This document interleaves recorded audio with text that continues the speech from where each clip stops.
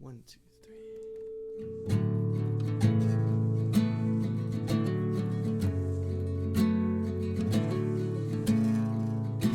Is there anything like specific?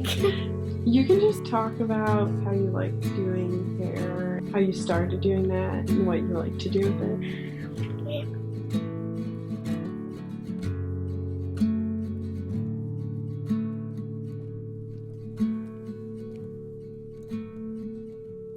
Lay back down next to me, follow the sound to the things that you want now but cannot see. Lay back down. I really like to do hair. I really like looking online for ideas, and I try doing it to my wig and my friends and cousins sometimes.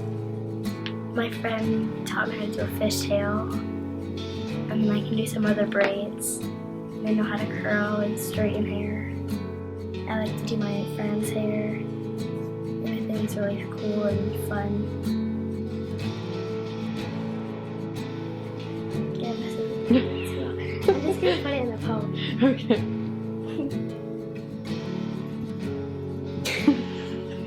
It usually works out better. This is not working at all. I really love to do hair. I think that's why I like my wig so much.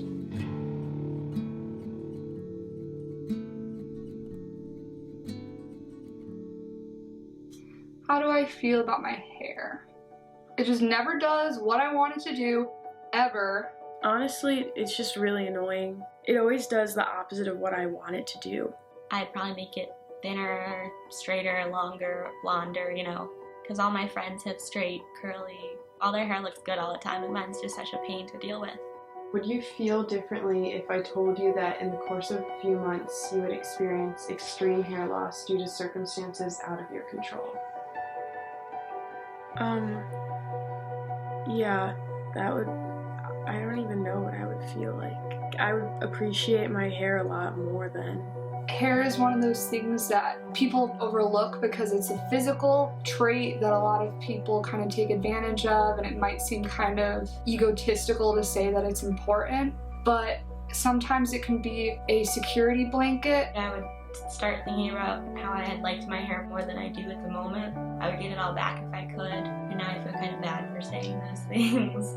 You don't appreciate your hair as much when you have it because you have always had it. I'd probably have to get a wig.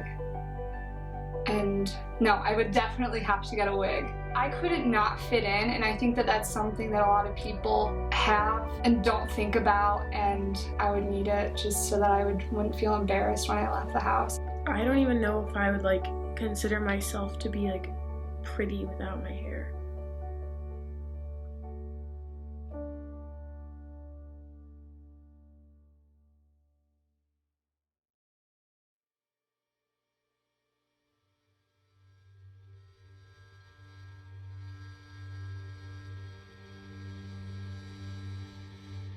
It is April 26th, 2015, and I'm about to Skype Kenzie's family.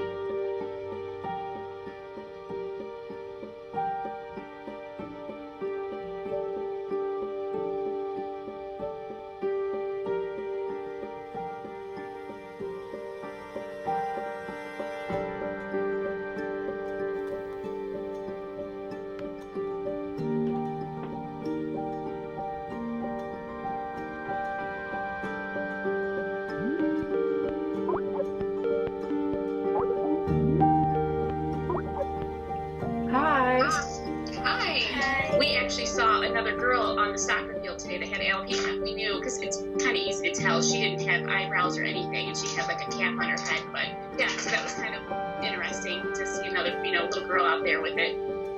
I can tell that they're really good people, and I'm really excited to get this whole thing started and to meet them in person.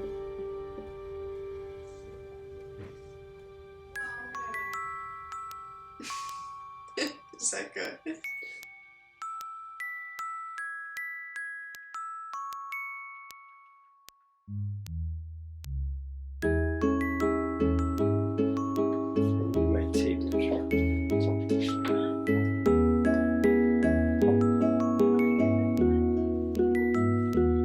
14 is the magic number, right?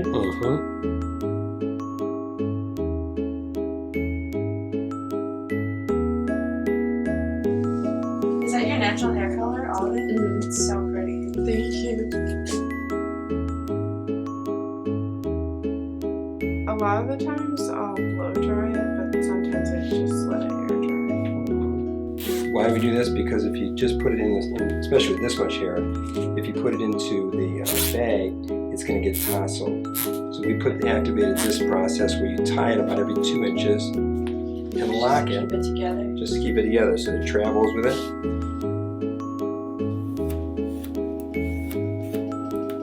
How's it feel? Oh my god. It is so weird. She's going to have the same length as you have.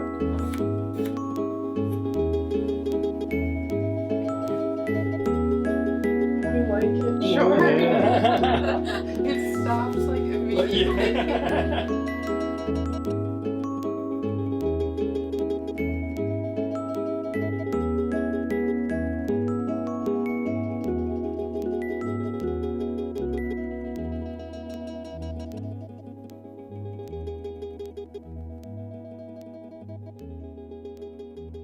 I was 5 years old when I first decided I wanted to get a wig.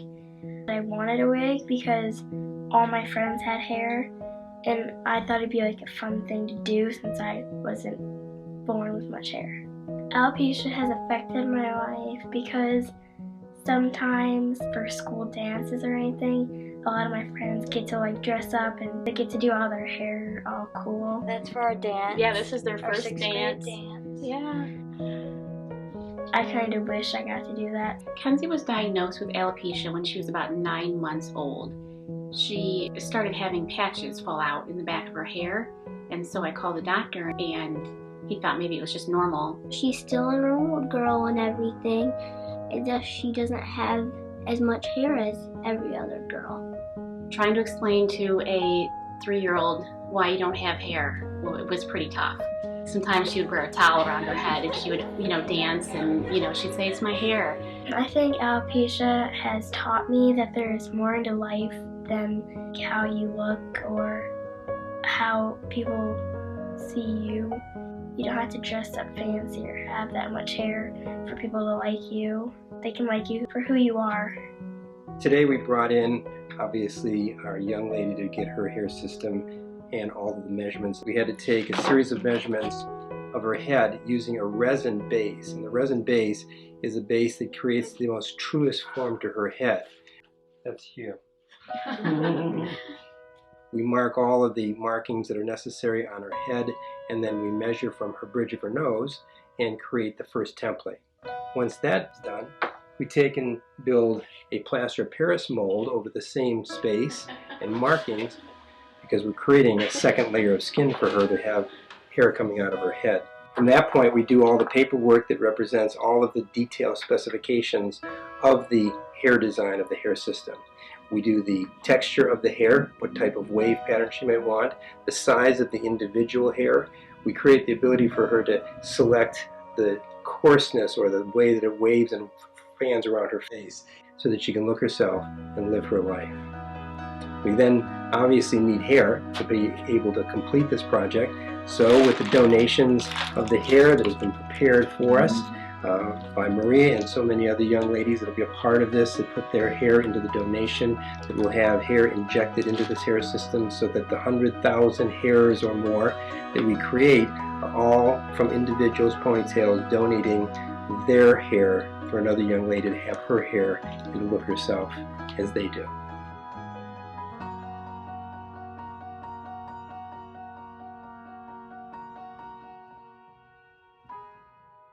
With my hair donation as a carry-on item, 3 countries, and 12 hours of traveling, we were finally about to arrive in Bologna, Italy.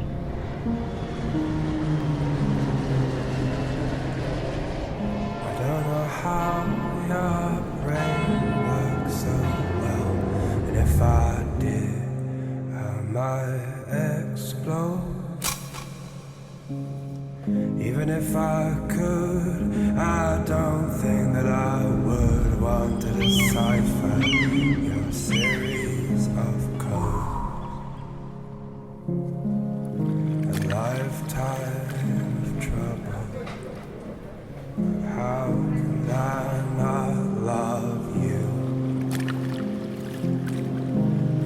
lifetime of trouble.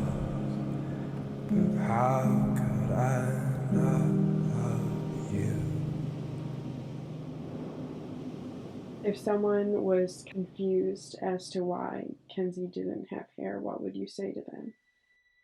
I think the worst experience that I've had being judged was when a little kid came up to me and asked me whether I was a boy or a girl. I would say she just doesn't have hair. There's this thing called alopecia, that just people don't get a lot of hair on their head. And so he's not different than any other person. And when I told him I was a girl, he said that I was a boy, and he didn't agree with me. As soon as he said that, my heart kind of sank, because it didn't really make me feel good about myself in any way. It kind of made me feel down. He's super funny and pretty and nice and everything. Because she's pretty on the inside and pretty on the outside. Then my student council teacher came in, and she really lifted me up because she told me that I was beautiful and that my name does not sound like a boy's name, and I look like a girl.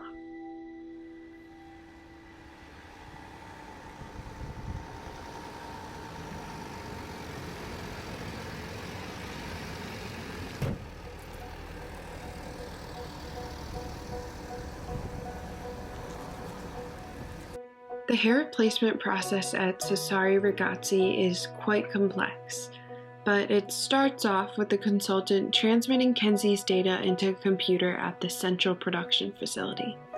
They are logging Kenzie's desired hair color and density, her scalp color, basically anything necessary in order to create this hair replacement system.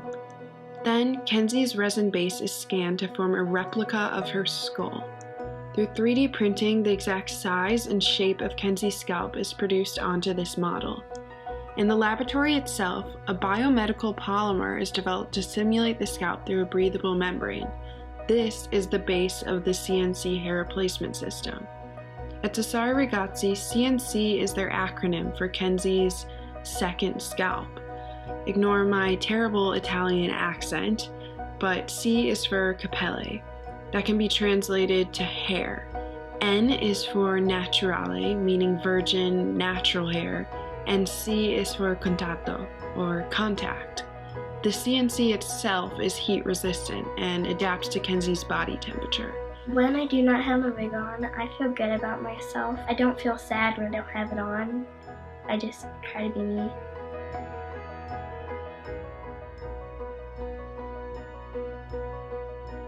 The polymer that was made in the lab is now layered onto the mold of Kenzie's skull.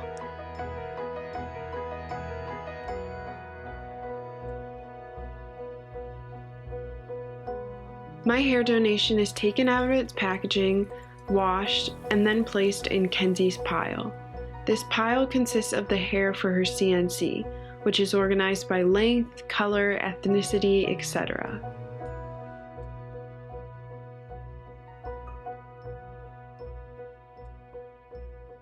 The selected group of ponytails are now being blended together to form a singular ponytail, which identifies with all of the traits that Kenzie requested.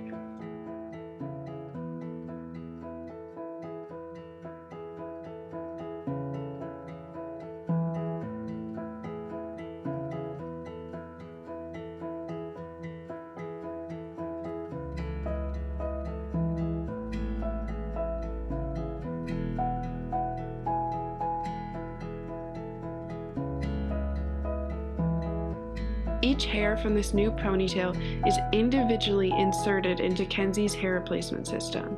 This process is done with such precision. It is completed by hand and done strand by strand. The hairs aren't placed on the CNC with the end goal of covering the whole scalp.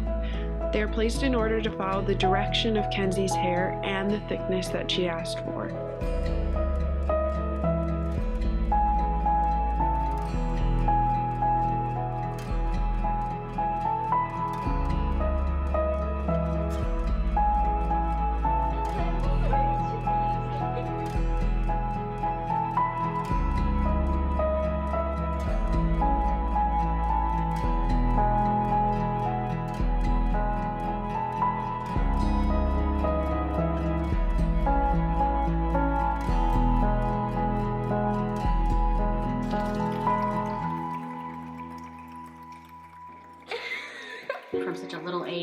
always taught her that, you know, she's beautiful inside and outside, whether she has hair or not. She is gorgeous to us.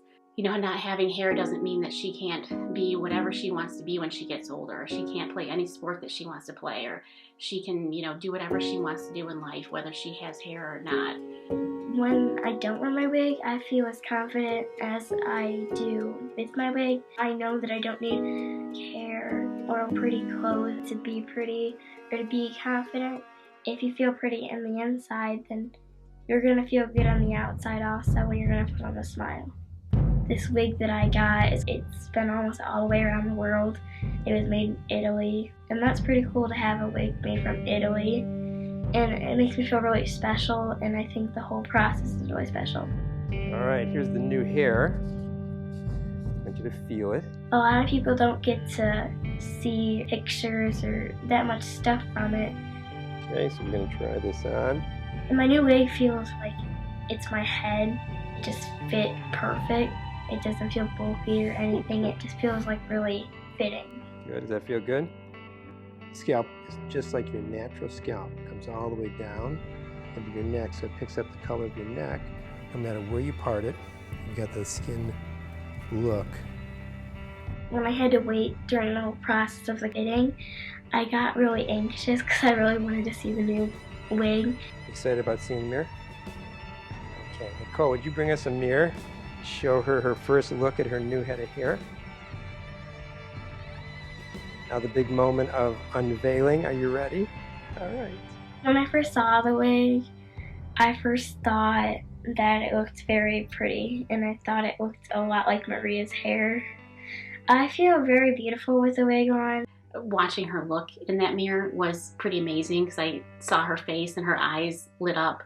As a mom, I can tell that that was her really, really happy face. Especially with the new colors, it looks exactly like my mom's.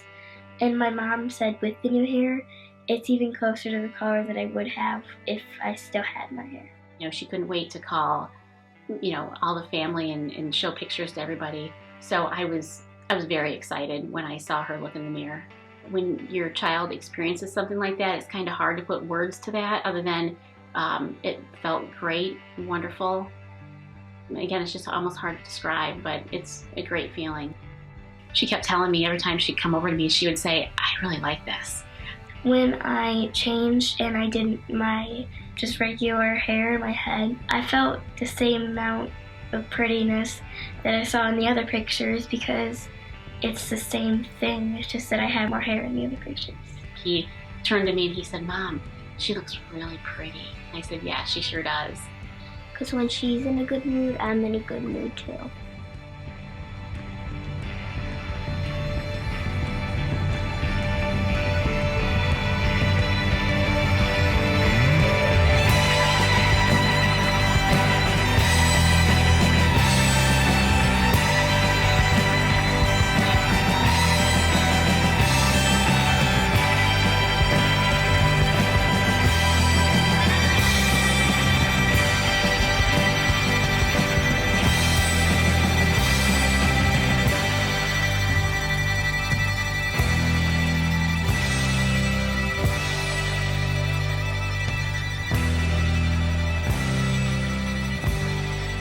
I think the outside appearance defines anybody. I think it's who you are, and that's who defines you.